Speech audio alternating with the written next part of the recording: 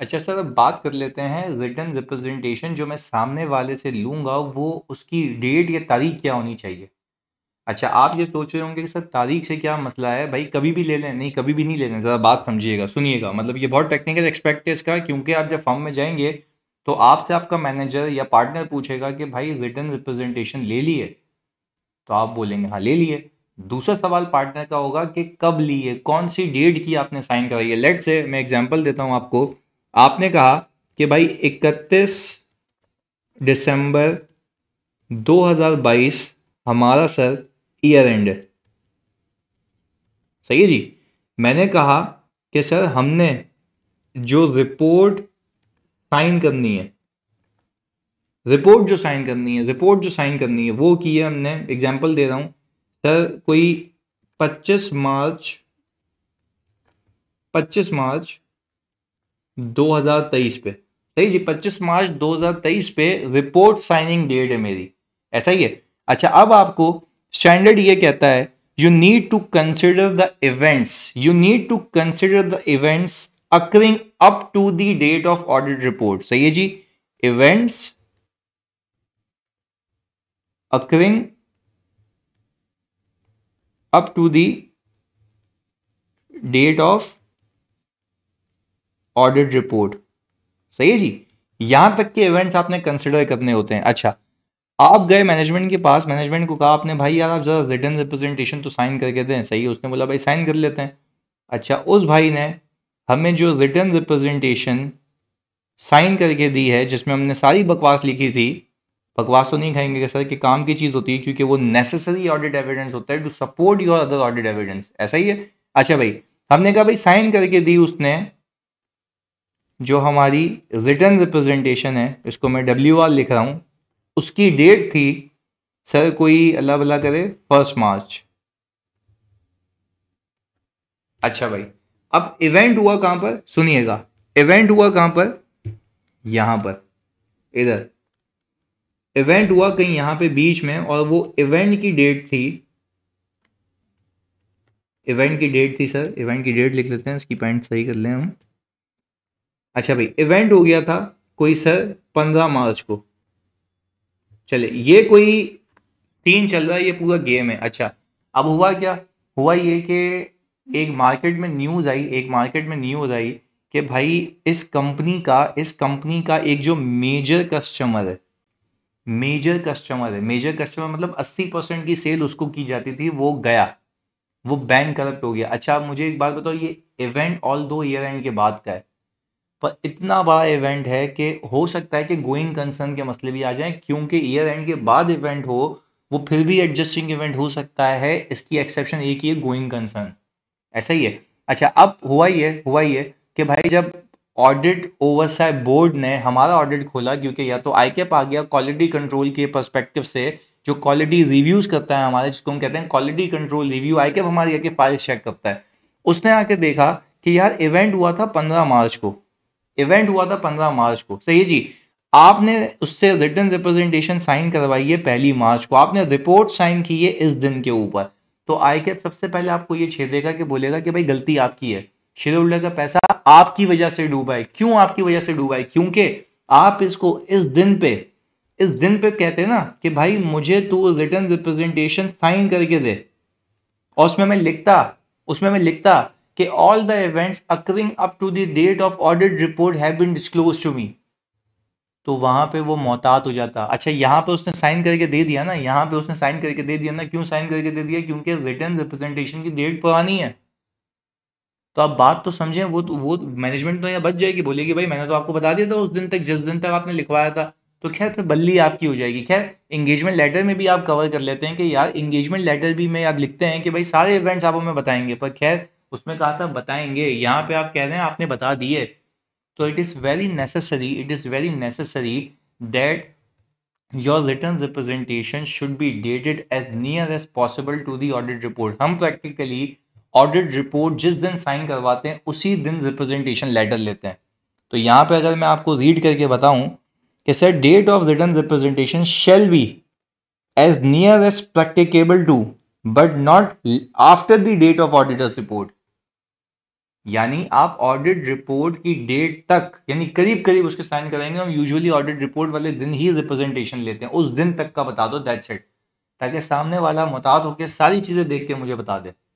बात क्लियर है? अच्छा जी, तो डेट इज वेरी इंपॉर्टेंट, ये बात याद रखिएगा, और उसके बाद की नहीं होनी चाहिए, ऑडिट रिपोर्ट के बाद की नहीं होनी चाहिए, आप उस दिन तक के जिम्मेदार हैं। सही है जी। और अगर आपको कोई बाद में इवेंट पता लगा जो आपको पहले पता होता तो वो भी पहले ही का इवेंट होता ना, वो अलग चीज है। सेट है। आगे फिर मैंने यहाँ पे कुछ पॉइंट्स लिख दिए हैं आपके कि अगर सवाल आ जाए कि व्हाई इट इज नेसेसरी, आया नहीं है, ये देख लेते हैं। Why it is necessary to obtain written representation before the date of audit report, क्यों लाजमी है और क्यों करीब करीब उसी दिन पे लूंगा? पहली चीज, because written representation are necessary audit evidence, इसके बगैर आप नहीं जा सकते। क्यों? क्योंकि आप फिर कंफर्म कराते हैं कि आपके फाइनेंशियल जो बने हुए हैं वो एप्लीकेबल फाइनेंशियल रिपोर्टिंग फ्रेमवर्क के तहत बने हुए हैं। पहली चीज, सारा डेटा मिल गया, सारी ट्रांजैक्शन की कंप्लीटनेस रिकॉर्ड हो गई है, इंश्योर हो गई है, ये सारी चीजें हम उससे लिखवाते, तो इसलिए नेसेसरी है। दूसरा, auditor is concern with the events occurring up to the date of auditor's report. Auditor's concern कहां तक कंसर्न होता है? इवेंट्स वो वाले जो अकर हो रहे हैं डेट ऑफ ऑडिट रिपोर्ट की डेट तक, दैट में रिक्वायर एडजस्टमेंट टू और डिस्क्लोजर इन दी एफएस। तो जाहिर सी बात है, ये भी एक वजह है कि भाई मैं written representation as near as practical to audit report तक लूंगा, और ऑडिट रिपोर्ट तक डेट की ही लूंगा। क्लियर है? आगे, it may be appropriate for the auditor to obtain written representation about a specific assertion in the financial statements during the course of audit. Where this is the case, it may be necessary to request an updated written representation. ये बड़ी अहम case है, सुनिएगा। अभी हम सीख क्या रहे हैं? Why it is necessary कि आपकी written representation की डेट ऑडिट रिपोर्ट के पास हो, ऑडिट रिपोर्ट के पास हो। ये जो अंग्रेजी है ना तीसरी वाली, ये मैं समझाने लगा हूं, सुनिएगा।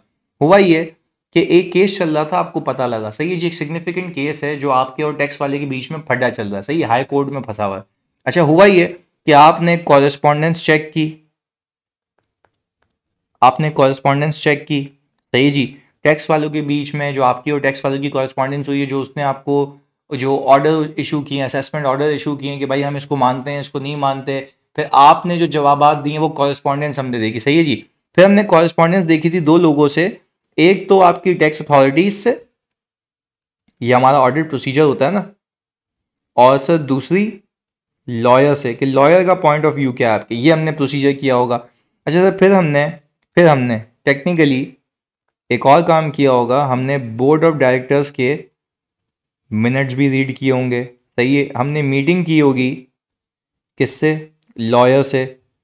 मे बी हमने अपना एक्सपर्ट अपॉइंट किया हो, ये सारे प्रोसीजर्स हमने परफॉर्म किए होंगे। These are the audit procedures, सही है जी, these are the audit procedures. Expert appoint किया होगा। अच्छा, हो सकता है कि ये सारे काम मैंने किए हों पहले, ये सारे काम मैंने किए हों पहले, और इन सब चीज़ों को असेस करने के बाद, ये देखने के बाद मैंने ये कंक्लूड किया हो, सबूत लेने के बाद, मैं फिर रिपीट कर रहा हूँ, सबूत लेने के बाद, मैं फिर रिपीट कर रहा हूँ, सबूत लेने के बाद मैंने ये कंक्लूड किया हो। इसी एग्जाम्पल को देखूं तो मैंने ये कंक्लूड किया हो 1 मार्च को, 1 मार्च को मैंने कंक्लूड किया बेस्ड ऑन द सबूत एग्जिस्टेड एट दैट डेट, 1 मार्च को, कि भाई लॉयर वॉयर को इन्वॉल्व करके, अपने एक्सपर्ट को भी इन्वॉल्व करके कहानी ये पहुंची थी कि इफ अगर कंपनी केस हार जाती है, जो कि अभी अभी अभी अभी कंपनी के केस हारने के चांसेस अनलाइकली हैं, लाइकली होता तो प्रोविजन बन जाता, लाइकली होता तो प्रोविजन बन जाता, अनलाइकली है तो मेरा लॉयर भी ये कह रहा है अनलाइकली है, बात समझिएगा। अच्छा भाई, हुआ ये कि अनलाइकली है क्योंकि मैंने अपने लॉयर को अपॉइंट किया, मुझे एक सफिशिएंट अप्रोप्रिएट ऑडिट एविडेंस मिल गया, बट उसका डिस्क्लोजर जाएगा। अच्छा, हमने ये तय कर लिया कि डिस्क्लोजर जाएगा, और उसमें एस्टिमेटेड अमाउंट अगर हार भी गए, उसमें एस्टिमेटेड अमाउंट अगर हार भी गए तो बनती है सर कोई 50 मिलियन, सही है जी। ये कुछ तय पाया है ये सारे प्रोसीजर्स करके। हुआ क्या, अब मैंने तो रिपोर्ट साइन की है सर 25 मार्च को, इस बीच में इस ड्यूरेशन के बीच में कुछ तो अपडेट आ सकती है ना, कुछ तो अपडेट आ सकती है ना। अब देखें, आपने अपने इस ऑडिट एविडेंस को सपोर्ट करना है, वो क्या रहा है कि आप उससे रिटन रिप्रेजेंटेशन लें, और अपने एविडेंस को सपोर्ट करने के लिए उस पर एक अपडेटेड इंफॉर्मेशन लेने के लिए, किसी असर्शन को सपोर्ट करने के लिए, क्योंकि आप यहाँ पे एक्यूरेसी की असर्शन को सपोर्ट कर रहे हैं ना, तो वो कह रहा है वापस से आप एक काम करें, किसी स्पेसिफिक ऑडिट एविडेंस को सपोर्ट करने के लिए रिटन रिप्रेजेंटेशन ले लें। इससे होगा क्या, हो सकता है कोई डेवलपमेंट हुई हो, तो जब कोई डेवलपमेंट हुई होगी तो लिखते वक्त सामने वाला मोहतात होगा और वो देख के लिखेगा उसके ऊपर कि हाँ यार जो भी केसेस थे वो अप्रोप्रिएटली डिस्क्लोज हो गए, पर जब वो ये लिखेगा ना अप्रोप्रिएटली डिस्क्लोज हो गए तो वहां पे उसकी बत्ती चलेगी सामने वाले सीएफओ की या सीईओ की, जो वो साइन कर रहे हैं, दस्तखत कर रहे हैं, वो इस चीज को देख के साइन करेंगे। तो हो सकता है कि भाई बीच में कोई अपडेट आई हो, और ऐसा भी हो सकता है, ऐसा भी हो सकता है, बात समझिएगा, ऐसा भी हो सकता है कि ये केस हम हार जाएं इन बीच के दिनों में। तो भाई फिर तो मसला ये है कि ये पास्ट इवेंट तो था ना, ईयर एंड पे इसकी कंडीशन एग्जिस्ट करती थी क्योंकि ऑर्डर्स तो पहले ही आ गए थे मेरे पास, ऑर्डर्स तो पहले ही आ गए थे, तो मुझे तो इसका प्रोविजन बुक कर लेना चाहिए, तो मुझे तो एफएस को अपडेट करना चाहिए। तो वो यही कहता है कि भाई आपने जब रिटर्न रिप्रेजेंटेशन लेनी है तो as a date of audit report के करीब क्यों लेनी है। मकसद ओवरऑल क्या है, ओवरऑल मकसद समझने का क्या है कि डेट ऑफ ऑडिट रिपोर्ट के करीब इसलिए ले लेना क्योंकि वहां तक हो सकता है कुछ चीजें अपडेट हो जाएं, चाहे वो सब्सिक्वेंट इवेंट से रिलेटेड हो या आपके किसी एविडेंस को सपोर्ट करने के लिए हो। क्योंकि वहां तक अपडेटेड इन्फॉर्मेशन जब आपके पास आ जाती है ना, तो अब कहते हैं आप कि हाँ यार सही है, क्योंकि मैं ऑडिट रिपोर्ट की डेट तक पंचायत होती है, मेरी जिम्मेदारी वहां तक होती है। बात क्लियर है। चलिए इसको रीड कर लेते हैं एक बार। It may be appropriate for the auditor to obtain written representation about the specific assertion जो मैंने आपको बताई in the FS during the course of audit. Where this is the case, it may be necessary to request an updated written representation। यानी भाई आप उससे updated written representation कहने की बात करें कि भाई अपडेटेड दे दो, कहानी खत्म, ताकि वहां तक की चीजें अपडेट हो जाएं। और अगर नहीं है चेंज तो सही है, लिख के दे देगा, अगर चेंज है तो इसमें फायदा तो आपका ही है ना, क्योंकि you are responsible for the events occurring up to the date of audited report, यानी आपने अवेयर रहना होता है। बात क्लियर है। तो उसमें सब्सिक्वेंट इवेंट में जिम्मेदारी यही है ना आपकी कि ऑडिटर की जिम्मेदारी ये है कि जो इवेंट्स ईयर एंड के बाद और अकाउंट्स की ऑथराइजेशन से पहले यानी occurring up to the date of audit report सारे आइडेंटिफाई हो गए हों, सही है जी, एडजस्ट हो गए हों या अप्रोप्रिएटली डिस्क्लोज हो गए हों, यही ऑब्जेक्टिव है उसका। आगे फिर वो कहता ही है कि रिटन रिप्रेजेंटेशन आप हर उस पीरियड की लेना जो पीरियड ऑफ ऑडिट इन्वॉल्व है। लेट्स से आपको क्लाइंट ने 2 साल के लिए ऑडिट के लिए अपॉइंट किया है, तो क्या आप रिटन रिप्रेजेंटेशन सिर्फ ये कहेंगे कि we are providing this written representation in connection with the audit for the year ended 2022। भाई अगर 2021 का भी आप इसी साल ऑडिट कर रहे हैं, 2 सालों को एक साथ कर रहे हैं, दोनों सालों की रिप्रेजेंटेशन लेना, क्योंकि वो तो बाद में मुकर जाएगा, भाई मैंने 2 साल की दी नहीं थी। तो वो कह ही रहा है कि जो आपका ऑडिट पीरियड कवर कर रहा है, जो आपका ऑडिट पीरियड कवर कर रहा है वो एक से ज्यादा भी हो सकते हैं। तो अगर एक से ज्यादा पीरियड्स हैं तो खुदा के वास्ते आपने जो रिटन रिप्रेजेंटेशन लेनी है वो फॉर ईच कवर्ड पीरियड की लेनी है। बात क्लियर। क्योंकि अब आप ये कहेंगे ना कि आपने जो फाइनेंशियल स्टेटमेंट बनाया फॉर द ईयर एंडेड 2022, या ये कहेंगे फॉर द ईयर एंडेड 2022 से 21, दोनों कहेंगे ना कि भाई मैनेजमेंट रिस्पॉन्सिबल, यानी मैनेजमेंट से ये लिखवाएंगे वी आर रिस्पॉन्सिबल, ये मैनेजमेंट कहेगी अपने लेटर हेड पे लिख के देगी we are responsible for the preparation of financial statements as per applicable financial reporting framework for the year ended 2021 and 22, दोनों पीरियड मेंशन कराओगे। बात क्लियर है। आगे फिर वो कहता ही है कि भाई return representation shall be in the form of representation letter, एक लेटर होगा, लेटर की फॉर्म में वो आपको देगा अपनी कंपनी के लेटर हेड के ऊपर। देखो ये क्या लिखा हुआ है यहाँ पे, एंटिटी का लेटर हेड होगा, मुझे एड्रेस होगा और डेट होगी। और डेट क्या होगी, as near as practicable to your audit report की डेट हो। मैंने बता दिया क्यों ऑडिट रिपोर्ट की डेट, क्योंकि ये नेसेसरी ऑडिट एविडेंस होता है, आप जिम्मेदार होते हैं सब्सिक्वेंट इवेंट्स के लिए up to the date of audit report के लिए, तो इसलिए वहां तक लेना। तीसरी चीज बात समझिएगा, तीसरी चीज डेट में इंपॉर्टेंट इसलिए बहुत ज्यादा अहम है क्योंकि मेरा भाई आपको अपनी किसी अजर्शन को सपोर्ट करना होता है तो उसकी भी अपडेटेड इंफॉर्मेशन वहां तक लेना। बात क्लियर है। आगे फिर वो कहता है ये कि भाई एक स्ट्रक्चर समझ लो, एक स्ट्रक्चर अगर वो पूछ ले तो क्या करेंगे। तो मैंने आपके लिए क्या किया, आयजा उठाया और आयजा में से एक रिप्रेजेंटेशन लेटर का फॉर्मेट पिक कर लिया। सुनिएगा, वो कहता है this representation letter is provided in connection with your audit of financial statements of XYZ company for the year ended, ये देखो पीरियड कवर आ गया, for the purpose of expressing an opinion as to whether the financial statement present fairly in all material respects in accordance with international financial reporting standards। यानी बात समझिएगा, वो कह रहा है कि ये रिप्रेजेंटेशन लेटर हम आपको इस मद में दे रहे हैं ताकि आप अपना ओपिनियन फॉर्म कर सकें इन फाइनेंशियल स्टेटमेंट्स के ऊपर जो कि इस पीरियड के हैं। ये मैनेजमेंट लिख के दे रही है मुझे, सही है जी। आगे बोल रहा है we confirm to the best of our knowledge and belief. देखो ये लिखना कोई गलत बात नहीं है, बोला भाई जो मुझे पता है मैं उसके हिसाब से बता रहा हूँ। जो मेरे भी इल्म में नहीं है तो मैं कैसे बता सकता हूँ, सही है जी। तो this is fine if they are writing like this, सही है जी।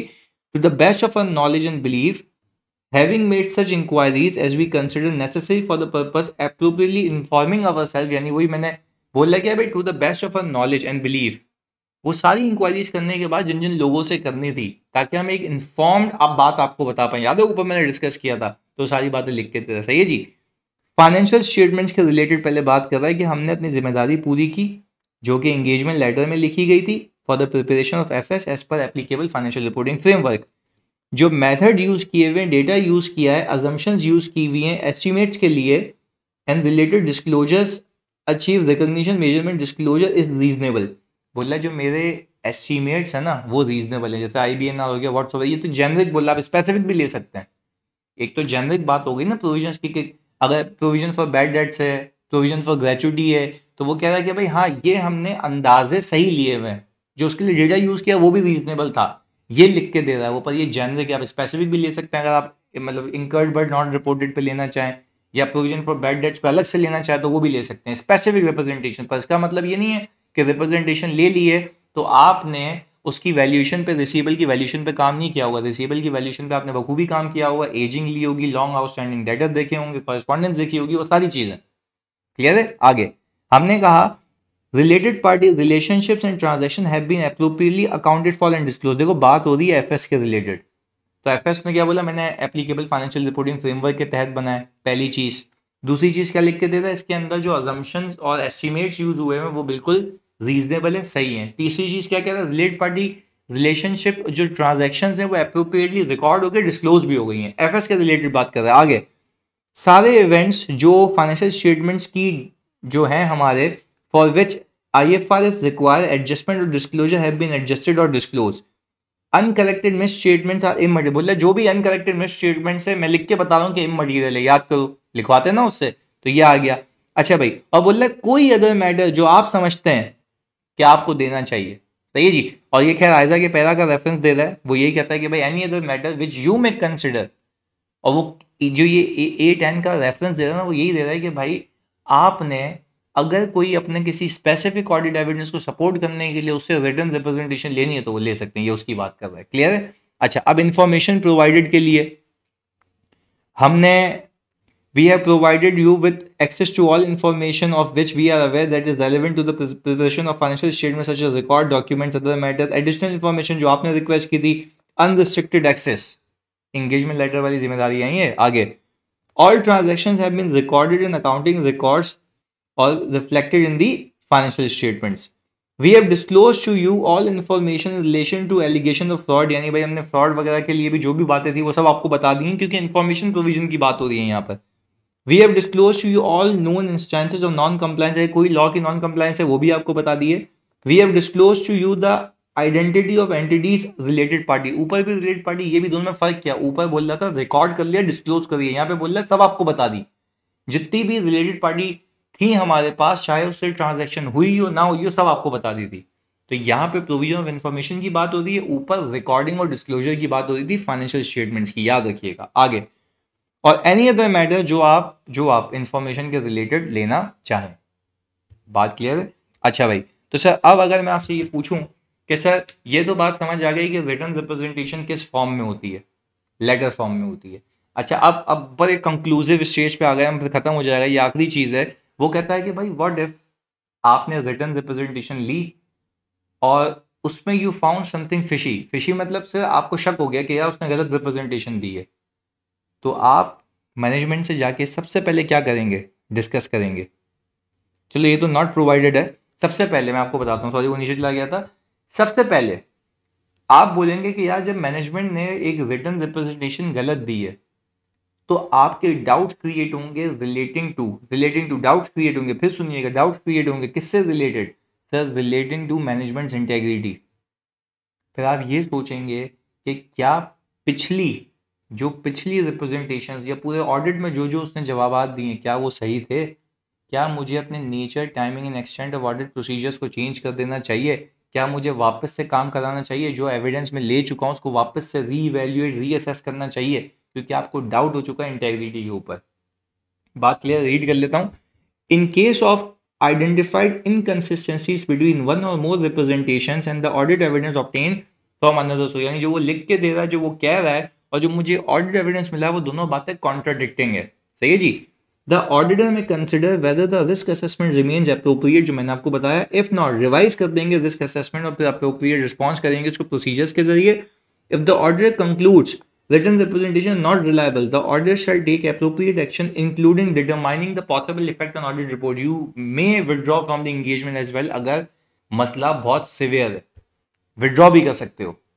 क्लियर है। अच्छा, व्हाट इफ के मैनेजमेंट प्रोवाइड ही नहीं कर रही है, तो बोल रहे डिस्कस कर लेना मैनेजमेंट से। बात समझिएगा, मेरा एक क्लाइंट था, मैंने उसको कहा भाई ये लिख के दे दो, वो बोला भाई मैं क्यों लिख के दूं। तो उसको वो फ्रॉड के उसमें नहीं था, क्या उसने गलत नहीं किया था, उसको समझ नहीं आ रहा तो उसको समझाना पड़ा। तो वो होता है डिस्कस कर लेना एक बार, लाजमी नहीं है कि वो मना कर रहा है तो आप बोल रहे नहीं यार उसने वाकई गलत किया होगा, आप पहले उससे डिस्कस करें। देखो पहले वाले में अब वाले में फर्क है, ऊपर उसने रिटन रिप्रेजेंटेशन दे दी, बट जो लिख के दिया वो गलत लिख के दिया है। मेरे एविडेंसेस और उसकी रिप्रेजेंटेशन अलग अलग चीजें रिफ्लेक्ट कर रही हैं। तो फिर मैं देखता हूं कि यार वाकई इसमें मसला क्या है, मैं गलत हूं वो गलत है, दोनों चीजें आ गई तुम्हारे पास। तो या तो आप अपनी इन्फॉर्मेशन अपडेट कर लेते हो, वो गलत होता तो उसको बोलते हो, और फिर आप देखते हो क्या इंटेग्रिटी का मसला तो नहीं है, तो वो सारी चीजें वही शुरू हो जाती हैं जो नॉर्मल ऑडिट में चल रही होती हैं आपकी। सही है जी। अच्छा, अगर खैर वो नहीं दे रहा तो आप उससे रिक्वेस्ट करेंगे कि भाई प्लीज खुदा के वास्ते आप ये रिटन रिप्रेजेंटेशन दे दें, क्योंकि ये लाजमी है, ये नेसेसरी ऑडिट एविडेंस है, और या तो मुझे अपने किसी ऑडिट एविडेंस को सपोर्ट करना, प्लीज लिख के दे दें। मान जाएगा, लिख के दे देगा, फिर वही कहानी, क्या वो रिस्पॉन्स अप्रोप्रिएट है या नहीं है। आगे बोलते हैं रीइवैल्यूएट करें जब वो मना कर रहा है। मैनेजमेंट को डिस्कस भी कर लिया फिर भी मना कर रहा है। Integrity of the management is evaluate the effect that this may have on the reliability of representations oral या written and audit evidence in general. बोल रहा है कि भाई अगर मना कर रहा है और डिस्कशन के बाद भी कटा दिया तुम लोगों को, तो फिर तब बेटा ये देख लेना कि जो ऑडिट के दौरान चाहे ओरल या रिटन उसने कोई बात कही आपसे, क्या वो रिलायबल थी।